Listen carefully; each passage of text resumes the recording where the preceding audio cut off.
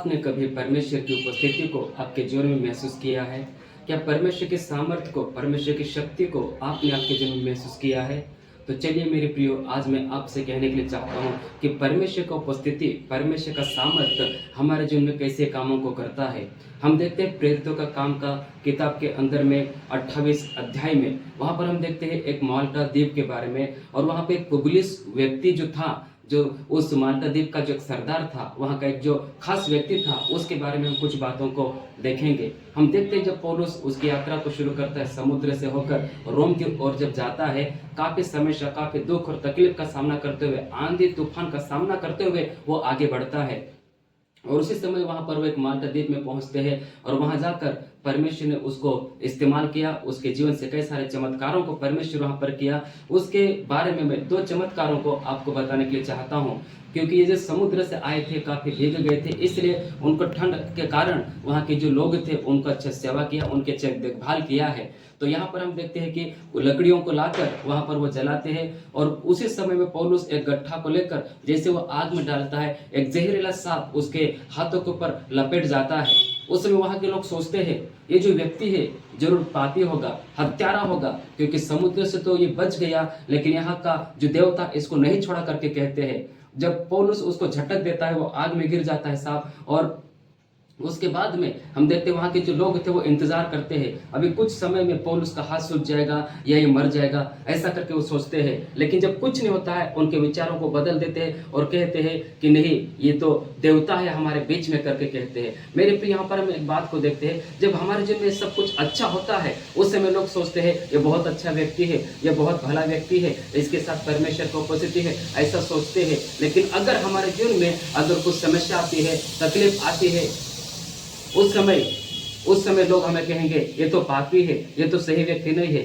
आपने 100 भलाई की होगी लोगों के जीवन में, उस 100 भलाई को लोग याद नहीं करेंगे, लेकिन एक अगर आपसे गलती होगा, उसी गलती के पीछे लोग पड़े रहेंगे। यही लोगों का स्वभाव है।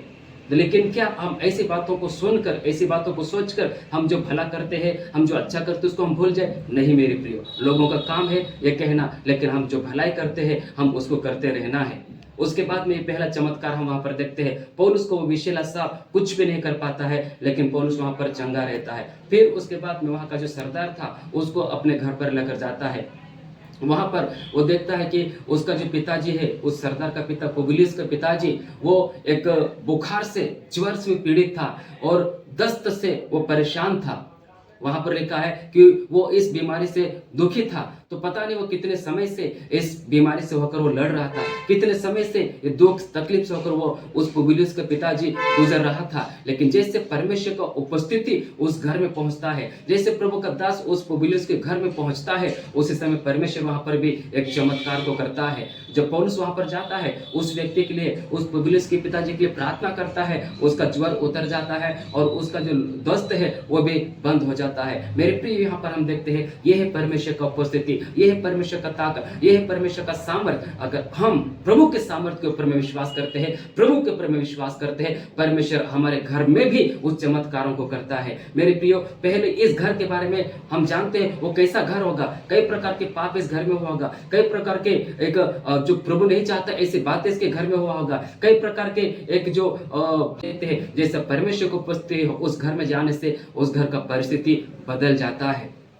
मेरे प्रियो, जब परमेश्वर को उपस्थिति हमारे घर में आता है, हमारे घर का परिस्थिति बदल जाता है।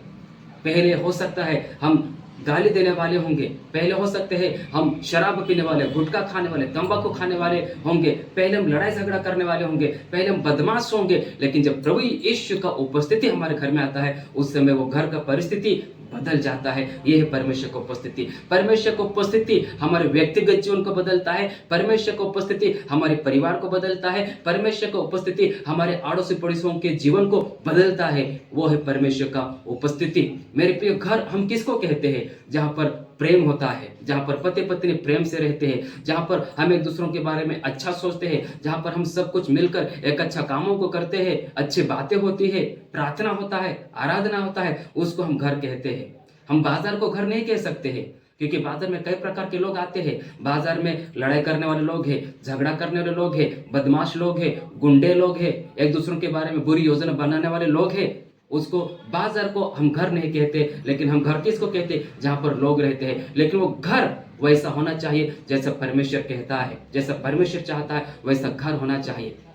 जिस प्रकार यहाँ पर इस घर में जब पौलुस आया, उस घर का परिस्थिति बदल गया है, उस घर के हालात बदल गए हैं, वैसे हमारे घर में भी जब प्रभु को पुस्तक है वैसे हो जाता है। और मेरे प्रिय, यहाँ पर सिर्फ उस पबलियस का परिवार ही उद्धार नहीं पाता है, वही चंगाई नहीं पाता है, लेकिन आगे लिखा है उसके बाद में जब इसका पिताजी के लिए पौलुस प्रार्थना करता है तो आसपास में जितने भी उनके आड़ोसी पड़ोसी थे वो सब वहां पर आते हैं। जो बीमार है, जो कुछ परेशानी है, वो लोग वहां पर आते हैं और उनको भी चंगाई मिलती है, उनको भी छुटकारा मिलता है। मेरे प्रिय, मैं आपसे क्या बताने के लिए चाहता हूँ, हमारे जीवन में परिवर्तन हुआ देखकर हमारे आड़ोसी पड़ोसी लोग भी वो प्रभु के ऊपर विश्वास करेंगे।